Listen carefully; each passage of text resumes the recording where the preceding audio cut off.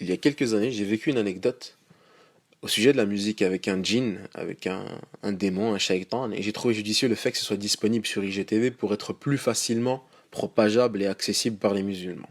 C'est donc il y a quelques années, je pratiquais un exorcisme, donc une ruqya sur une femme qui était atteinte de possession par un djinn, et évidemment en présence de ses maharim.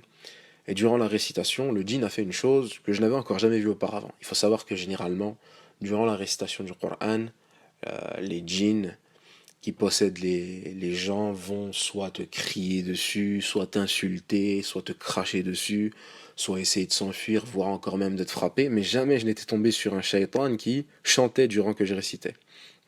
Il chantait Booba, il chantait Joule, il chantait beaucoup d'autres choses dans ce registre, je me souviens plus exactement.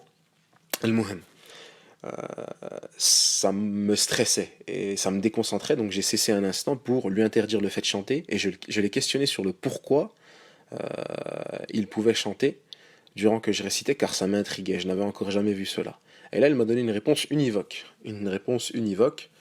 Il m'a dit, qu'au même titre que les musulmans avaient la parole d'Allah, par laquelle ils l'adoraient, donc en la prenant, en la mémorisant, en la récitant, en la méditant, etc. Eux avaient la parole d'Iblis, qui est la musique, euh, par laquelle ils l'adorent, donc en apprenant ces musiques et en les chantant, etc.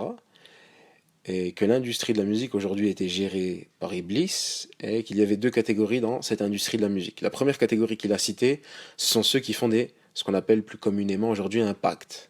Donc oui, les pactes en islam existent, donc le fait de vendre son âme au diable existe, Allah le cite dans le verset 102, dans Surat al-Baqarah, quand il dit « وَلَبِئْسَ مَا شَرَوْا بِهِ أَنفُسَهُمْ لَوْ كَانُوا يَعْلَمُونَ » donc dans le sens du verset « Certes, quelle détestable marchandise pour laquelle ils ont vendu leurs âmes, si seulement ils savaient. » Donc oui, le fait de vendre son âme au diable, donc le fait de, de prendre contact avec des démons dans le but de les adorer pour obtenir une chose de ce bas monde, ça existe.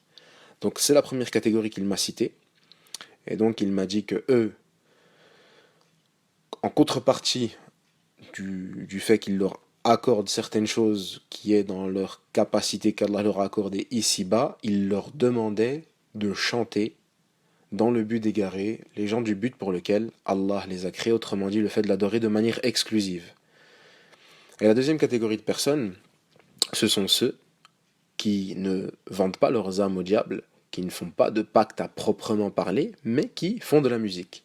Et eux, ce djinn m'a dit que les shayatin allaient les voir et qu'ils leur insufflaient des paroles dans le but qu'ils répètent ces paroles qu'ils leur ont insufflées dans leur musique. Il m'a même dit que c'était la catégorie qui leur était profitable étant donné qu'ils n'avaient rien à leur donner en retour. Donc, barakallahu fikum. Ici, on a un exemple qui vient corroborer ce qui a été cité par Allah dans le Coran.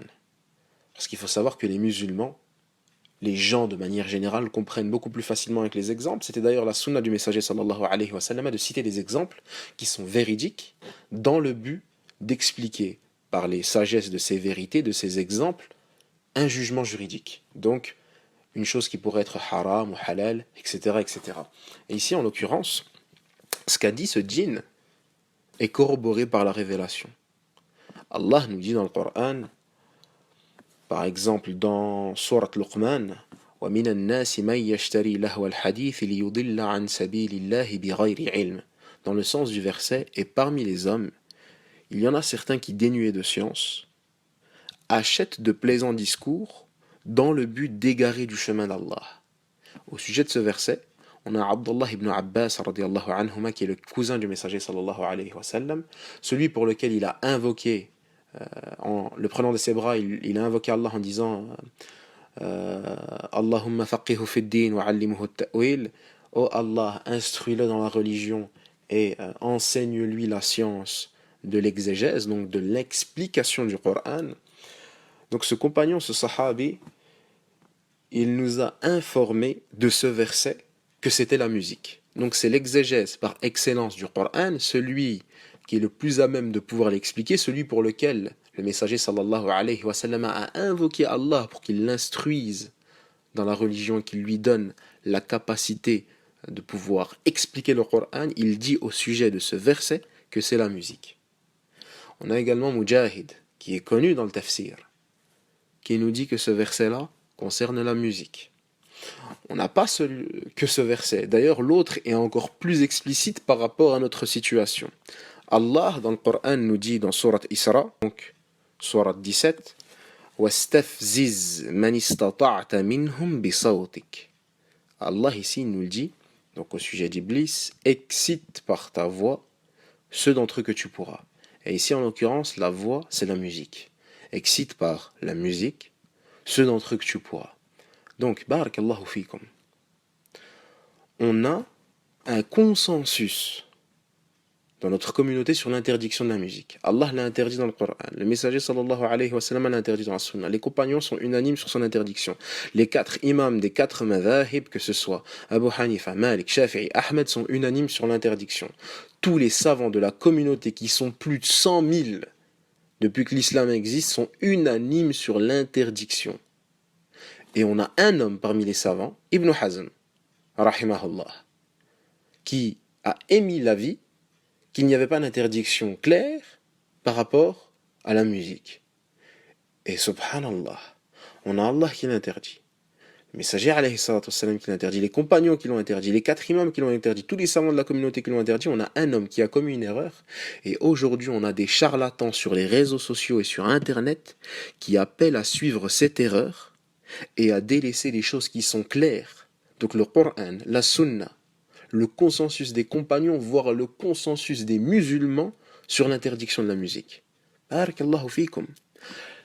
Le fait qu'un savant puisse se tromper, c'est parmi les sagesses d'Allah.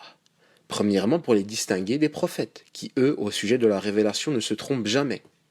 Comme Allah dit dans le Coran au sujet de Muhammad sallallahu alayhi wa sallam, وَمَا يُنْتِقُ عَنِ الْهَوَىٰ إِنْ هُوَ إِلَّا وَحْيٌ يُوحَىٰ. Il ne prononce rien sous l'effet de la passion, ça n'est pour lui qu'une révélation qui lui est inspirée. Donc le messager, alayhi salatu wassalam, quand il parle de religion, il ne se trompe jamais, c'est impossible. Donc, parmi les sagesses, le fait de les distinguer des prophètes. Le fait de les distinguer des prophètes. Donc un savant peut se tromper.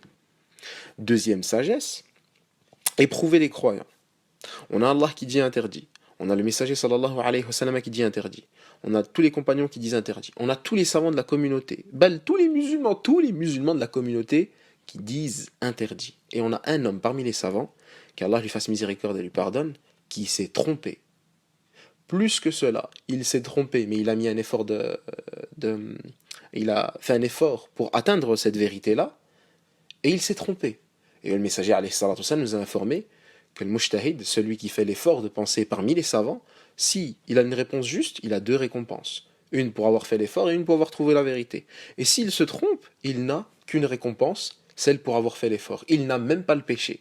Par contre, nous musulmans, Allah ici nous éprouve, et c'est parmi les sagesses, je l'interdis, mon messager l'interdit, les compagnons de mon messager l'interdisent, et tous les savants de la religion que je vous ai révélé l'interdisent. Il y a un savant qui s'est trompé, qu'est-ce que vous allez faire? Est-ce que vous allez suivre vos passions et continuer d'écouter de la musique en disant et en prétendant que c'est halal, parce que certains charlatans sur YouTube et Instagram et les autres réseaux sociaux disent que c'est halal, ou bien est-ce que vous allez suivre ce que vous a ordonné Allah dans le Coran ainsi que son messager sallallahu alayhi wa sallam dans la sunna? Barakallahu fikum. La musique c'est interdit. La musique c'est parmi les grands péchés. On peut aller en enfer à cause du fait d'écouter de la musique. La musique mène à toutes les autres turpitudes. On a vu des personnes qui ont bu de l'alcool à cause de la musique, qui ont commis la fornication à cause de la musique, qui ont fait des accidents à cause de la musique, qui ont tué à cause de la musique, qui se sont battus à cause de la musique, qui ont volé à cause de la musique. Barakallahu fikum. Raisonnez. Qu'Allah vous rétribue en bien et vous réveille. Raisonnez. Et qu'Allah nous facilite à tous pour comprendre que la musique elle est interdite, qu'elle mène à des péchés encore plus graves, encore plus nombreux, et que si elle n'est pas délaissée, elle va nous causer à notre perte. Un cœur ne peut pas recevoir la révélation et également la voix de Shaitan systématiquement. Il y en a un des deux qui va obligatoirement prendre le dessus. Maintenant, est-ce que tu veux laisser le Coran prendre le dessus sur la musique, ou bien la musique qui est la voix de Shaitan prendre le dessus sur la parole d'Allah? Raisonne et pose-toi cette question. Barakallahu fik.